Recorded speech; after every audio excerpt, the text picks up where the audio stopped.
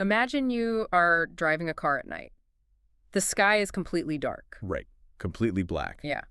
Your car has no lights at all. You have no map in your hands. You cannot see the road ahead. You do not know if there is a sharp turn. Or, a huge wall waiting in the dark. Exactly. You are driving completely blind. And one small mistake, and you crash. Okay, let's unpack this. Today, our deep dive looks at ships that drive blind, because down in the deep ocean, it is always black. Sunlight just does not reach the bottom. Right, so for a long time, submarines just drove in the dark. But now, countries are trying to turn the lights on. They are building a massive secret map of the ocean floor. Yes. And our sources today help us understand this massive project. We were looking at a special news report from Reuters. A very big news group. Right. We are also looking at huge amounts of ship tracking data. This data shows us exactly where ships travel on the water. So our mission today is to uncover a mystery.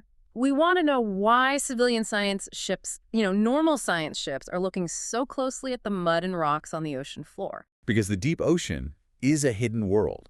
Yeah. It is like a massive continent that no one can see. And we are going to find out why mapping this hidden world is the most crucial game on Earth right now.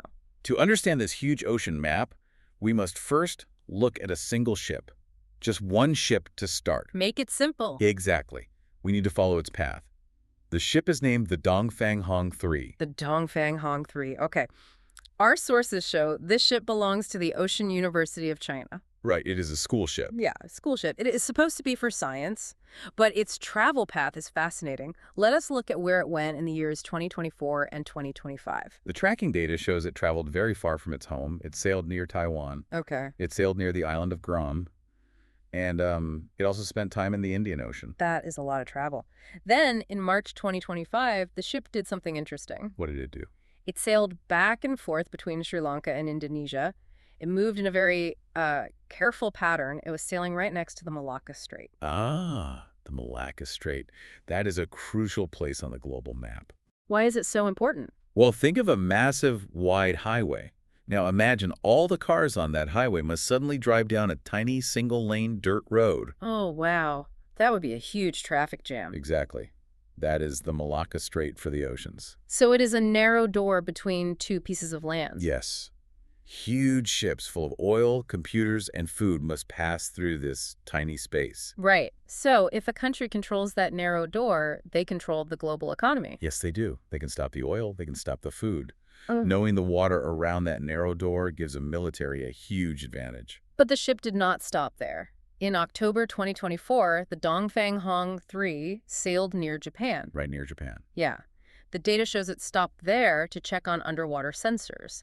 Then, in May 2025, it went back to the exact same spot near Japan to check the sensors again. We should explain sensors. Sensors are underwater machines. Like cameras. Well, it's too dark for cameras. You can think of them as underwater ears. Ah, underwater ears. I like that. You place them on the ocean floor, they sit in the dark, they wait, and they listen.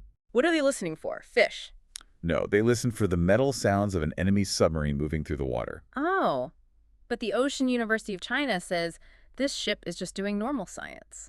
Yes, that is what they say. They say the crew is just looking at the mud on the bottom. They say they are just checking the weather and studying fish. Is that true? What's fascinating here is scientists do look at mud. Mud tells us about the history of the Earth, and the ocean weather helps us understand global warming. So they are doing science. Yes, but the scientific papers from this ship show they are doing much more. They're making perfect maps of the deep sea. Let us explain how they make these maps. Like we said, they do not use cameras. It is too dark. Right. They use sound. Sound. How does that work? The ship sends a loud noise down into the water. The sound travels deep down. It hits the ocean floor. Then the sound bounces back up to the ship. Oh, it is an echo? Exactly, like an echo. The ship listens to the echo. If the echo comes back quickly, the water is shallow. And if the echo takes a long time, the water is deep. Yes. By doing this thousands of times, the computer draws a perfect picture of the mountains and valleys below. Wow. And the military needs these perfect maps. They do. A map of the mud and hills helps submarines hide. It also helps submarines find enemy ships. This brings us to the real reason for our deep dive. We need to understand the connection between these civilian science maps and submarine warfare. Our sources include quotes from naval experts. These are people who understand the reality of war on the water. Right, people who actually drive the ships. Yes, like Peter Scott. He's a former submarine leader from Australia. He spent years driving submarines in the dark. I have his quote right here. Peter Scott says a good map is crucial for the battlefield. It is the most important thing. He says a submarine driver must put serious effort into knowing the water. They must understand the physical environment. Because an ocean is not just an empty pool of water, it is a wild landscape. Down at the bottom. Yes, Yeah. it is full of giant underwater mountains. It has deep canyons. It has flat plains. Here's where it gets really interesting. This is just like playing hide and seek. Hide and seek, yes. That is a perfect way to say it. If you know the terrain, you hold the advantage. If you are hiding, you want to know where the biggest rocks are. Exactly. And submarines do not have windows. You cannot look outside. So if a submarine drives blind and hits an underwater mountain, what happens? Two things happen. First, the ship takes terrible damage. Ouch. Second, it makes a massive noise. And in submarine warfare, noise means death. Yes, it does. If you make a loud noise, the enemy hears you. They will find you. A perfect map stops you from crashing. It keeps you silent. The map also gives you hiding spots. If an enemy is searching for you from above, you can drive your submarine into a deep underwater canyon. Like a deep hole. Yes. You can sit quietly next to a mountain. The enemy radar will only see the mountain. Wow. The map also helps submarines use the water temperature to hide. Yes. Water in the deep ocean is not all the same. There are layers of cold water and layers of warm water. And sound travels differently in cold water and warm water. It does.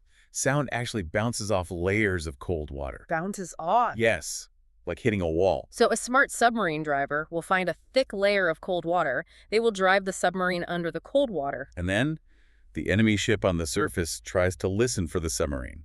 But the sound bounces off the cold water. So the submarine remains a ghost. No one can hear it. Exactly. But to find those safe layers of cold water, you must have the mapping data. You must know the environment perfectly.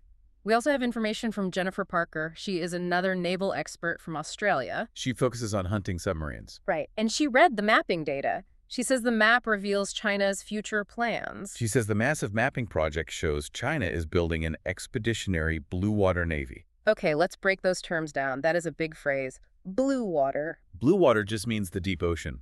It means the dark water far away from any land. And expeditionary. Expeditionary means traveling on long missions, leaving your home for a long time. Because for a long time, many navies just stayed close to home. Yes.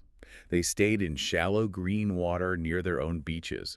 They focused on protecting their own coastlines. But an expeditionary blue water navy is completely different. Very different. It means a country wants its military ships to travel across the entire globe. They want to operate everywhere at any time. And you cannot build a global navy if your ships only know the waters near your home. Right. If your submarines are going to travel to the middle of the Pacific Ocean or the Indian Ocean, they need a map of those places. So the path of the Dongfeng Hong 3 suddenly makes perfect sense. It really does. The ship went to the Indian Ocean, it went to Guam, it went to the Malacca Strait. It's gathering the knowledge needed for a global military force. But we just followed one ship.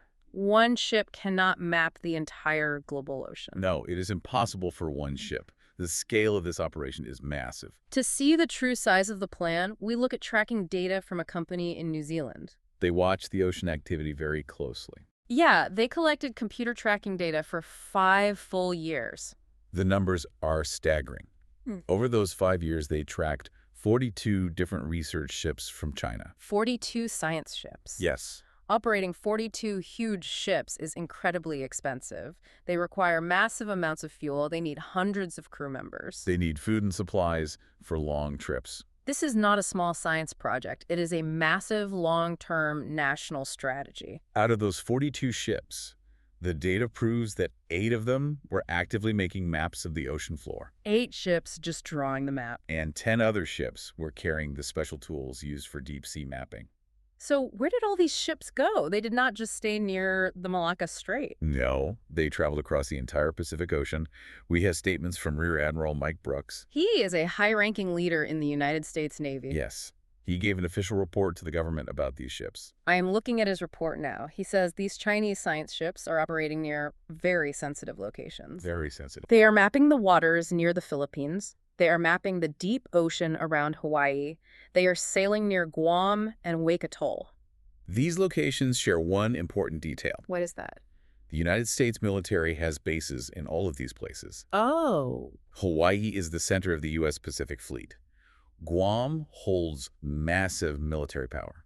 So a massive fleet of science ships is drawing a perfect map of the ocean floor right outside U.S. military bases. Yes, they are finding all the underwater mountains and hiding spots near the enemy. Now, we must state a neutral reality here. The United States also maps the ocean floor. Yes, they do. Every powerful country with submarines maps the ocean floor. They have to. It is the only way to operate safely in the dark. Exactly. The desire to map the ocean is not unique. Both sides want the same tactical advantage. But there is a huge difference in how the two countries gather this information. It comes down to the type of ships they use. Okay, explain that. Well, the United States uses military ships to make its ocean maps. These ships belong directly to the Army. And because they are military ships, they follow different global rules. Right. Military ships are allowed to turn off their tracking systems. Let us explain how these tracking systems work. There is a global system called AIS. You could think of it as a digital name tag. A digital name tag. I like that. Every large ship in the world must wear this digital name tag. The name tag sends a constant radio signal up into space. Satellites catch the signal. Then the satellites send the information down to public computers. Anyone can look at a screen and see the ship.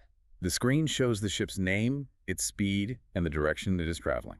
The system exists to keep ships safe. It stops huge cargo ships from crashing into each other in the fog.